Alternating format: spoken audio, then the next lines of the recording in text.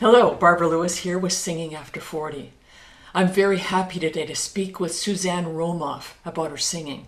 Susanne and I have been friends for many years, but about a year ago she called me to have some singing lessons. Susanne is an artist in many different ways. She sketches and paints, she works in ceramics, and I'll show you a few photos.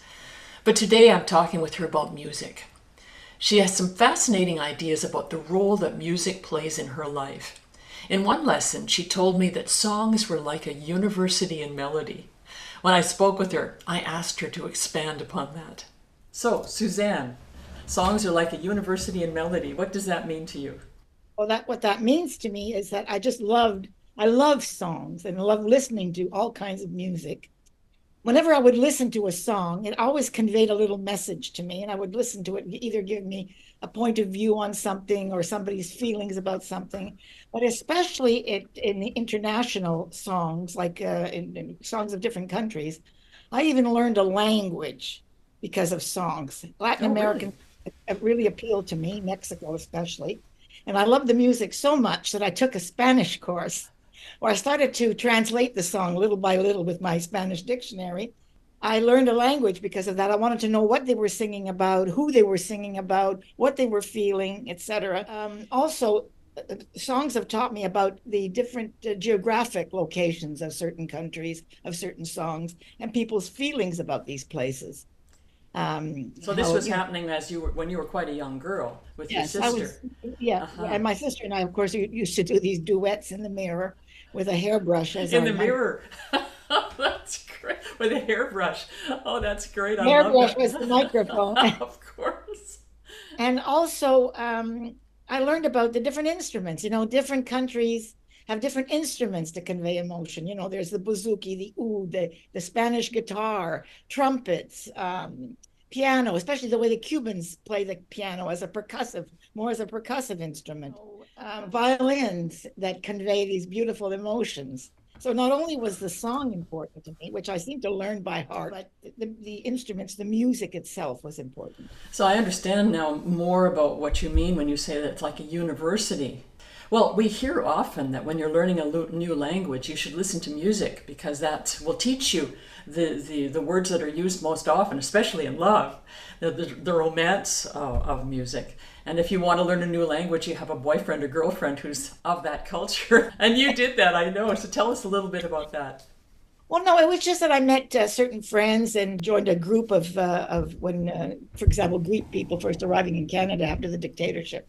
Their songs of protest, the Mikis Theodorakis, the troubadour of Greece, they explained their songs to me and what they meant. So I was able to learn about that particular feeling of patriotism and also of disappointment in a regime. So that brought me to that political aspect. Politics Of, as well. uh, It's a broad education you took from simple songs, not so simple songs. the writer writes them for a reason, and the music carries them. It's like Thomas Hampson said on the wings of a song. The music carries the songs. It catches your ear. Otherwise, perhaps if it was just in prose, you wouldn't pay any attention because you wouldn't understand. But the rhythm, the beat conveys, like, for example, in Mikis Theodorakis' songs of protest, but there were drums and there were things that, catches your ear to, hey, what's this Sure. about? Oh Yeah, yeah. and also in Mexico, then the validation of the romantic feelings that say they really exist, and then of course these songs prompted me to want to visit these places. And I worked for an airline and I had access to all kinds of places. It really opened your world up. You said also that singing is a memory of your sensations and feelings. So talk to us a little bit about that in terms of singing. Well, when you feel something or when you go somewhere, you feel something about the place. That stays, that they become body memories, like, riding a bicycle or a typewriter, they're part of your body. When you go back, like I can go back to Los Panchos when I was 18, and I can still feel the night that I used to listen to the music and how I felt. The Arthur Henry Miller, when he went to painting at an age about 48 to 55, said that to paint is to love again. He meant that when you paint something or you want to paint something, it's to love it again. You want to have it near you. You want to paint the orchard or you want to paint the beach. You want to see it and you want to have it near you. Well, it's the same with the song. To sing is to love again. It's to feel again. to bring back again those places, those people that. So when you sing a song that you heard many years ago, you rediscover the feelings upon first hearing or upon earlier hearing or singing those songs. So Yes, you I do. remember the feelings. Yeah, it's kind of like smells. When you smell something and it takes you back. A song That's can right. also take you back like that. Right. You came back to singing lessons. Was it a year ago? Is it about a year now? Yeah. Yeah. What have you learned about yourself and your voice during this year of lessons? I won't talk about my voice, but Why not? Why won't you talk about your voice?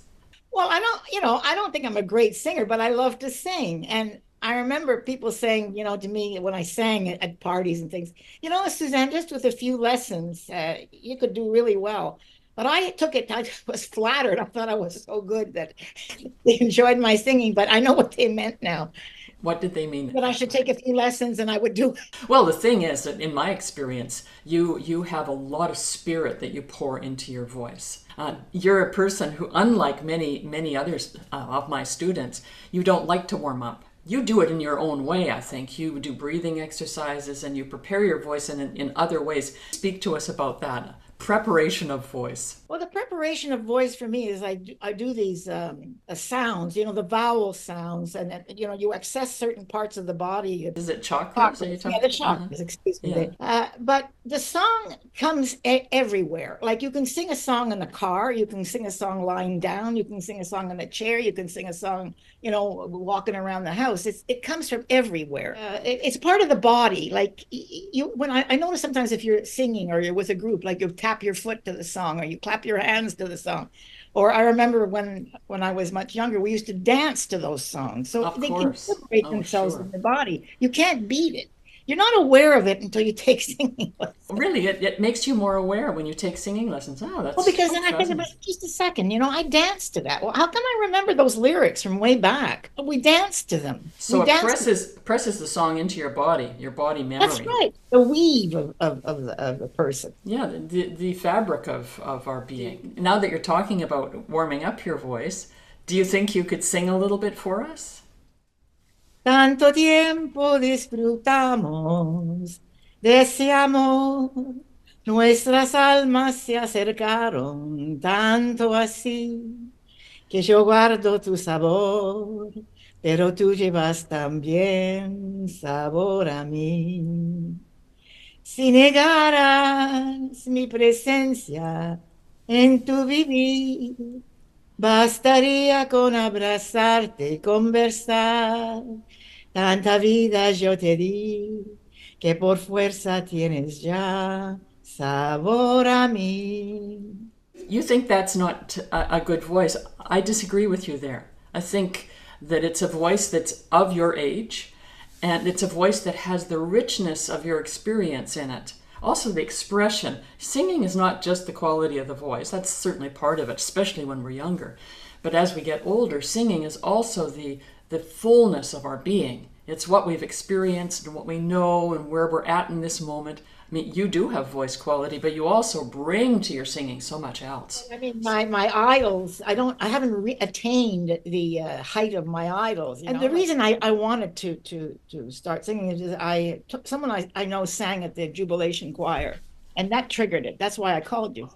Initiate. Well, I'm so happy you did call me because I mean we've had a long time friendship, but it's in ways it's deepened over the last year because we've spoken so much about the beauty and the profundity of music and what it gives us.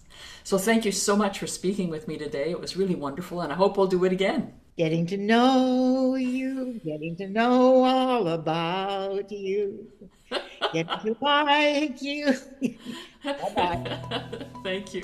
Bye bye.